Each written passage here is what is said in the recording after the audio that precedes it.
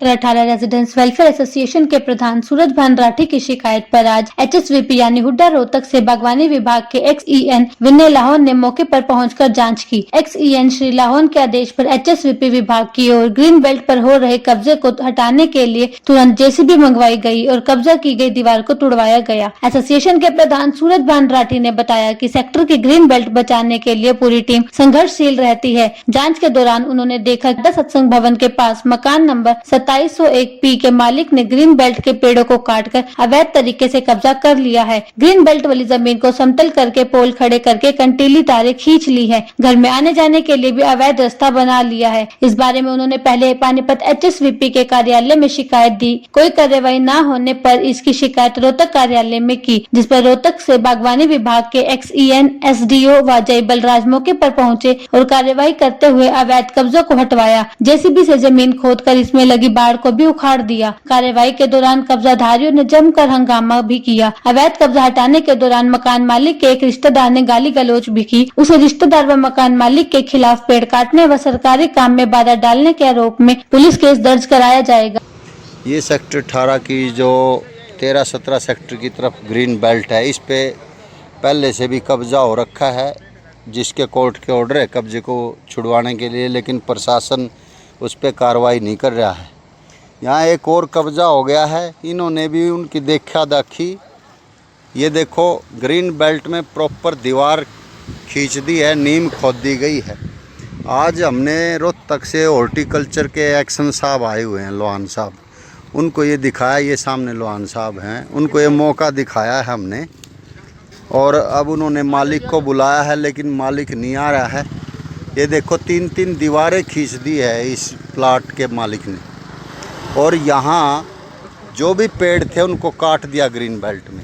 एक पेड़ देखो ये काट रखा है, यहाँ से ये पेड़ काट दिया इस मालिक ने, और एक पेड़ को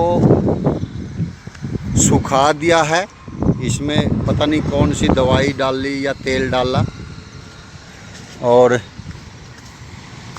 एक और पेड़ है जो इन्होंने काटा है, वो मैं दिखाता हूँ। एक ये पेड़ काट दिया है इस मकान मालिक ने, ये काट दिया इसको, और ये पर्सनल पार्क डेवलप कर रहे हैं। आज अभी एक्शन साहब कार्रवाई करेंगे।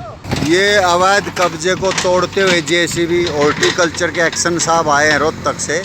ये ग्रीन बेल्ट में इन लोगों ने अपना मकान नहीं पूरा किया, पहले ग्रीन बेल्ट में कब्जा शुरू कर दिया। मकान पूरा हो ना हो, देश में कब्जा ज़रूरी है, पहले सरकारी ज़मीन को कब्जा आ जाए। आरडब्ल्यू सेक्टर 18 ने स्टेट अफसर को भी कई बार रिक्वेस्ट करी, एनजीटी के आदेश आए हुए हैं कब्जे को हटाने के लिए। उन्हीं आदेशों के तहत आज ये जेसीबी इस अवैध कब्जे को हटाते हुए कार्रवाई जारी है। आरडब्ल्यूए भी यहाँ पे मौजूद है इस कब्जे को हटाते हुए। फुलकारी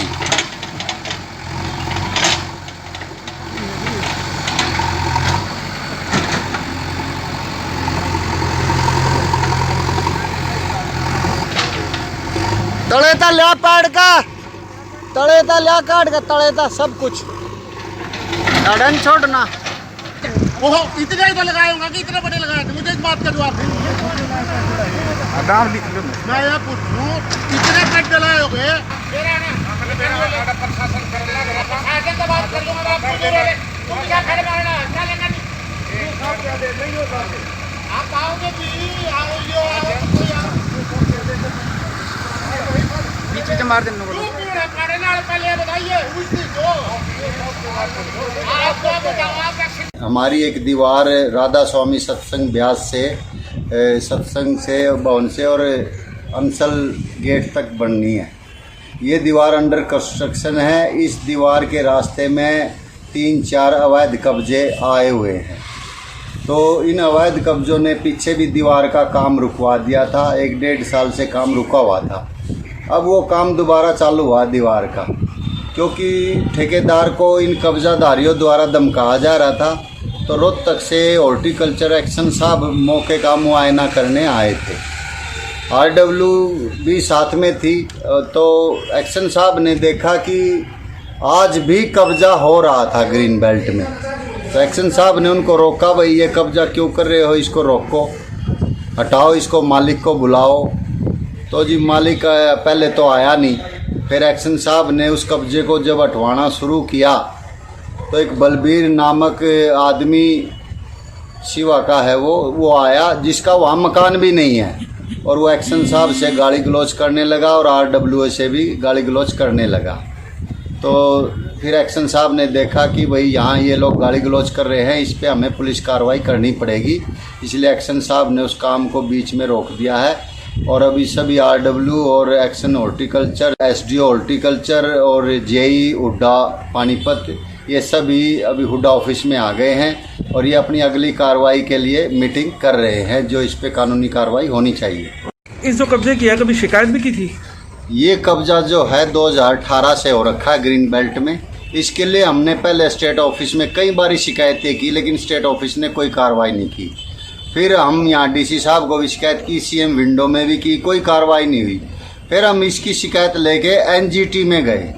एनजीटी ने इस कब्जे को छुड़ाने के लिए अगस्त 2019 में ऑर्डर पास किए, लेकिन उस पर भी कोई कार्रवाई नहीं हुई। फिर हम जनवरी 2020 में कंटेम्प्ट टू कोर्ट गए एनजीटी, और एनजीटी ने 10 फरवरी 2020 को इन प्लाटों के बाय नेम ऑर्डर पास किए 2708P, 2709P, 1234।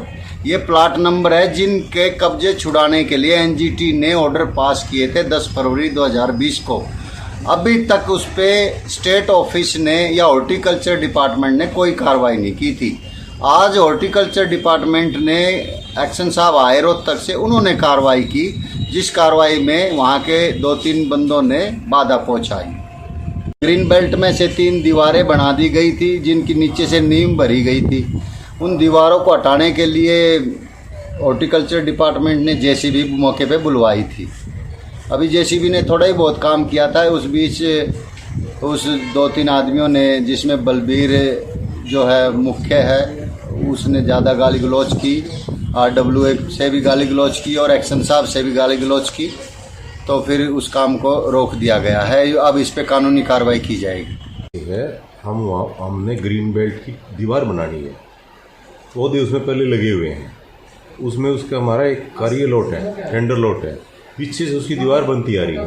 उससे पहले ही उससे 400-500 मीटर आगे एक 2750P वाले प्लाट वाले जो भी अभी मकान बनाने लग रहा है, उसके सामने उसने अपना जीटी, उसके रोड से ना अपना रास्ता बना लिया, कनेक्ट करने लग रहा था छोटी छोटी दीवार बना के, और उसके चारों तरफ एक जगह कवर कर ली उसने, उसमें कांटेदार तार लगा रखी थी, जिसकी हमने वीडियो भी बनाई है।